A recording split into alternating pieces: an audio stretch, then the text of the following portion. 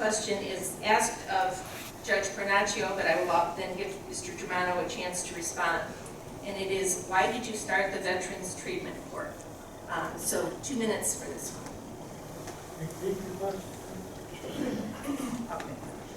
Why did you start the Veterans Treatment Court? So in 2018, when I took the bench, as I said, we are a very busy court, hearing about 15,000 cases in a year. And people would come before the court, and it was apparent that many of them had military background or experience. And so it was apparent that we had a need to fulfill in placing people in the criminal justice system that had a military history. So I attended a Veterans Summit put on by the Ohio Supreme Court at the end of 2018 to explore the process of what a specialized docket is like and what kinds of other services and help can we offer people who have served in our military. So that was very important to me. My father was a United States Marine, and I have a lot of family members who have served in the military, and being able to have a program that supports people with additional needs and getting them back on track, I felt like that was something that a court can do to help the people that live in the community. So that's why the docket was started. And I am proud to say that we are certified by the Ohio Supreme Court as a specialized docket in the state of Ohio. There are over 250 other specialized dockets within the state of Ohio. They address mental health services, drug services. They address people that are victims of human trafficking. So there are dockets that address people in particular situations. And so this has been a really special program to see people that have served in our military get some additional help to get them back on track. Thank you. No, there's some things you have to accept, and the Veterans Court is something you have to accept. It was something that should have came a long time ago. All the other municipal courts had it. It was just about time for it to come over to the Willow Municipal Court. I'm glad she did bring it. And put credit where it's due, and I think she did a good job doing it. Will I continue? Not a question. Not a question. Nothing really more to say on that. You look into that court. I think it's a good program. Helps people. It's a tough program, but it does help when utilized correctly. Thank you.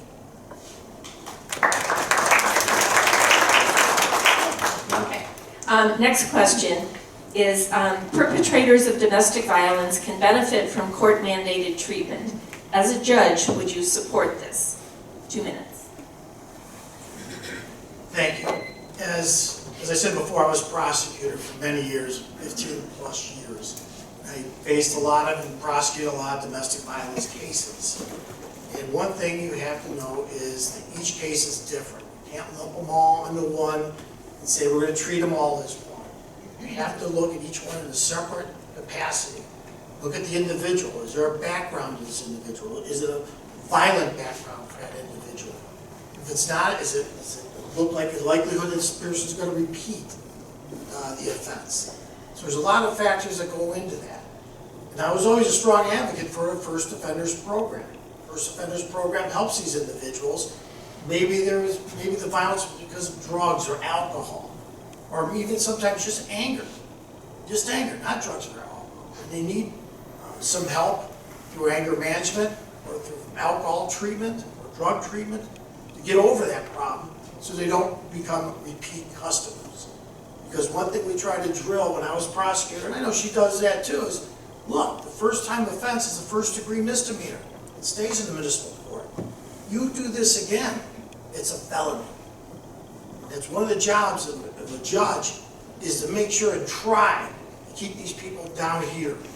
Try and teach them a lesson, but they learn from it, so they don't come up to the felony court. So am I in favor of it? Without a question, but again, it's on an individual basis, and you can tell them. Thank you.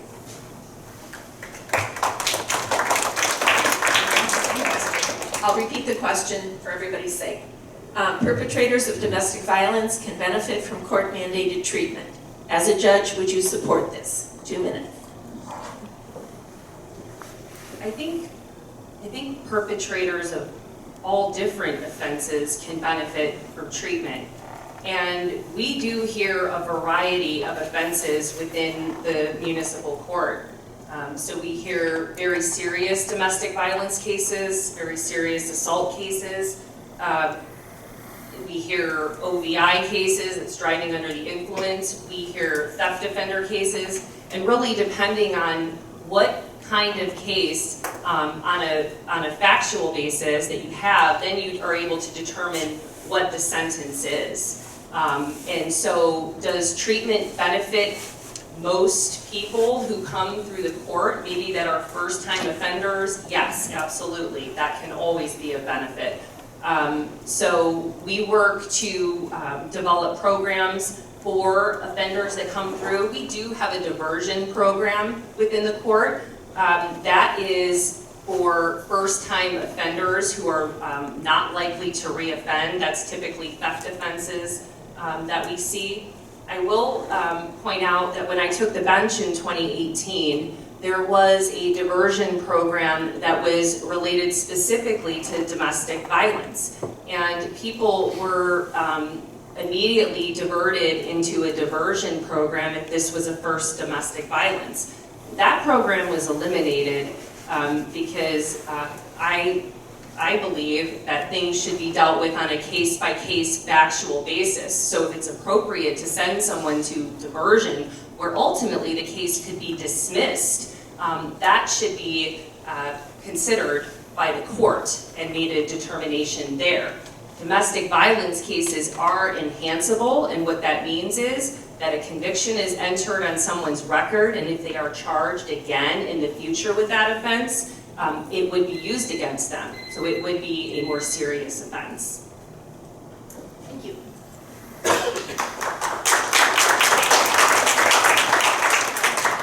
Okay, this is, there are 2 questions on one card, but they're both short, so I'm going to combine them and give you each 1 minute, I think. So the one part is, how much has your campaign cost so far? And how many employees does the municipal court employ? So we'll start with you. Well, the municipal court, I'll go in reverse. The municipal court employs anywhere from 23 to 26 full-time employees. That number sort of fluctuates. And we also employ part-time employees as well. Because the Willoughby Court is, if you're familiar with any of the other municipal courts in Lake County, we are situated a little differently. We are an independent freestanding building. So the other courts, Mentor and Painesville, they're actually attached to municipal centers or their police departments. So we have to employ part-time security officers to secure the court. So that number can fluctuate. How much has the campaign spent to date? I would say $10,000 at this point, but there will be we are required to file financial reports, and our next report is due in October, and that would outline everything that has been spent up until that date, which is available for you if you, you can ask for it from the county. Thank you. And Mr. Germano, do you want them repeated? No. Okay. There's really nothing to repeat. She's accurate on the amount of employees. It can range from 23 to 30. Some of them are part-time employees. Again, it depends on the situation there. But that always has remained constant through the years of the courts. In reference to, what was the other question? It was, how much has your campaign Oh, how much my campaign costs to date? I don't have the exact number because I'm not the treasurer, nor could I be the treasurer. I would just guess. The guess would probably be the same thing, about 10,000. Nothing is cheap. Everything from signs to handouts all have a cost to it. But I can probably say fairly it's about 10,000 to date. Thank you.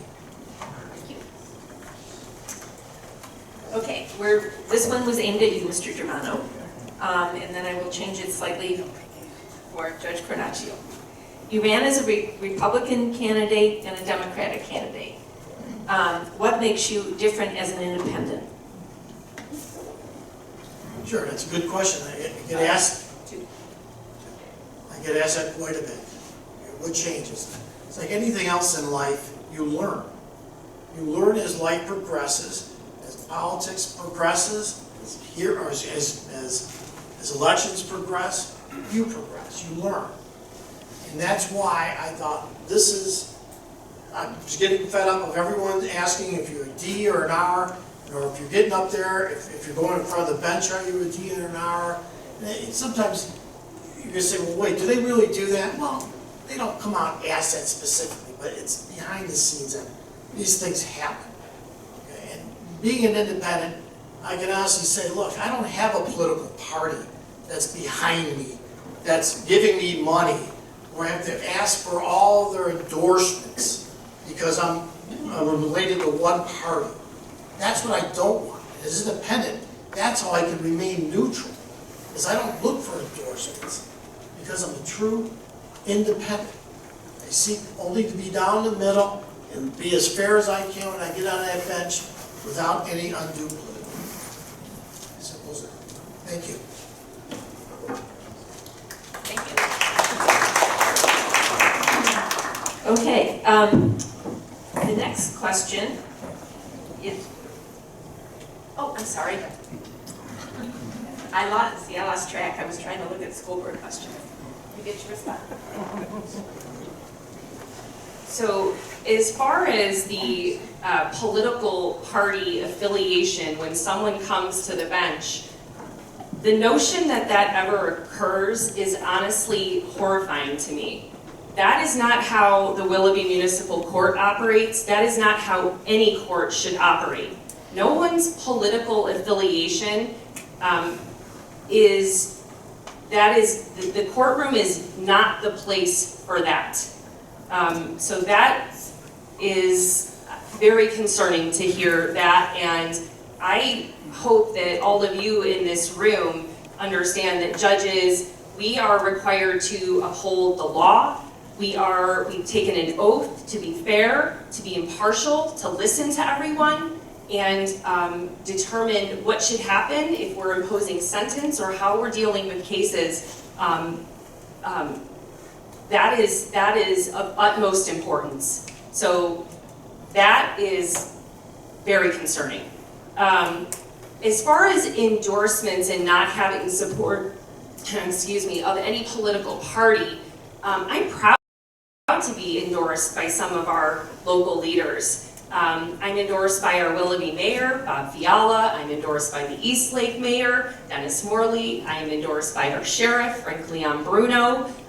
That tells me that things that are occurring within our court, all of these changes we have made to modernize the court, it was a total paper environment when I started in 2018. We have made great efforts to bring modernization there. And these leaders work with the court on a daily basis. The court communicates with the Lake County Sheriff's Office every single day. So I'm proud to be endorsed by these leaders, and I can assure you that there is no room for politics in any courtroom.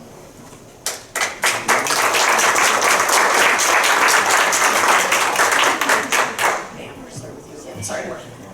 This question was addressed to Mrs. Cornachio, and it says, you've accomplished so much in your first term. What are your plans for your second term? 2 minutes.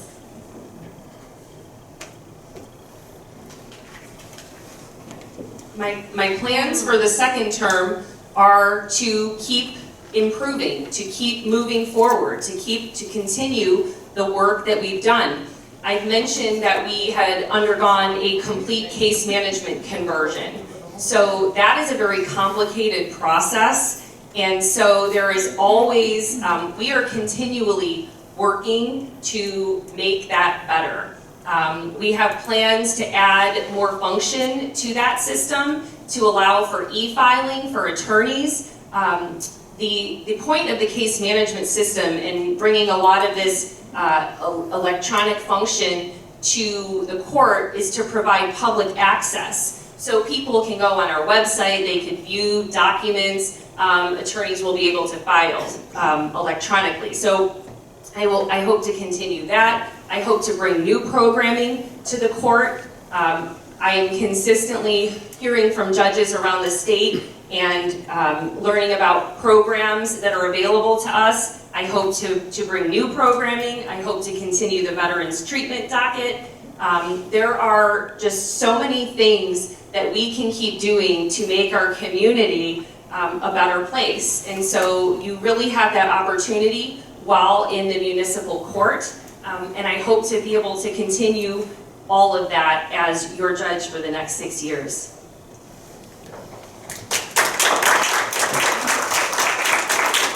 And we'll adapt it slightly for Mr. Germano. If you are elected, what are your plans in the court? What are your plans for changes or improvements? 2 minutes. Sure, thank you. I think I kind of outlined 3 of them in my opening remarks, and I think they're very important. Okay? It's easy to whitewash these important parts by saying everything's working perfectly. Everything is glorious. It is not. It is not. Ask lawyers that go there, if you know any. Ask anybody that's been to that court. Ask any former employee that's been there. They have no reason to lie to anybody. It's not as good as being portrayed it is. It isn't. Hearings go on forever. Lawyers don't want to go there because they don't know if they're going to be there for an hour, 2 hours, 3 or 4. You can't run a practice like that. You have to have respect for everyone's time that goes there. Same thing with officers, as I indicated. They're there for hearings that they don't have to be there. You have to streamline these hearings because when those officers are there, it's overtime. And who pays for that overtime is the citizens of those municipalities that they represent. We have to cut that down. Believe me, the officers don't want to be there either. Most of these are on their day off. They'd rather be somewhere else. But when they have to be there for hearings that they don't have to be there, you get kind of frustrated about that. They'd rather be on the street if anything. And again, the employee situation is major. It's major. It's never been addressed, shockingly. Why that big turnover? Why that big turnover? I spoke with them. They told me what's wrong. They haven't been taught. What I want to change is to get them thoroughly trained. They have an efficient, effective court. The employees must be trained well, thoroughly in the new computer system, which is fine. But what good's a new computer system if they know how to run it? But they don't even answer the phone. They've been told not to answer the phone for the police during a busy day. That's got to change. A lot of things have got to change. It's not as rosy as the picture's being painted. I wish it was, but it's not. Thank you. Okay, last question for these 2 candidates. What past experiences have prepared you for this position? Mr. Germano. Let's do 1 minute. Yeah, I don't want to reiterate. I mean, I've been practicing law for 35 years, 30 years in private practice here in Willoughby. When I passed the bar and joined the firm immediately, I was in the Willoughby Municipal Court and been there for all 30 years. So I knew I could see how the court was run for all the prior administrations that was there. I prosecuted for 4 municipalities, so I know how the criminal justice system works extremely well. There's just so much. I can go into even my law, or just my municipal experience. I was law director for a few municipalities and assistant law director for a lot of municipalities, including Willoughby. So, I mean, there's a lot of experience there. It's all on my resume. You go on my website, I can answer a lot of questions, especially my history, my work history. So I ask you to do that, please. Thank you. Thank you. Judge Cornachio, I won't forget you. First of all, I have to say that no one tells court staff to not answer the phone for the police departments. That's just ridiculous. That is completely not true. So as far as what prepares you, I think, best for this position, I have been your judge for the last 6 years. And that experience as your judge has prepared me to continue as your judge for the next 6 years. So I have been throughout the state of Ohio in various trainings. I've sat on the bench. I've heard tens of thousands of cases over the last 6 years. Tens of thousands of cases. I was a Lake County prosecutor. I have extensive courtroom trial experience. I have prior small business experience. I have a lot of experience in operations. And I can tell you that being on paper, I was told this change to technology cannot happen. It's too hard. And we did it in the court. And I will continue to make difficult decisions and bring improvements for the betterment of our community.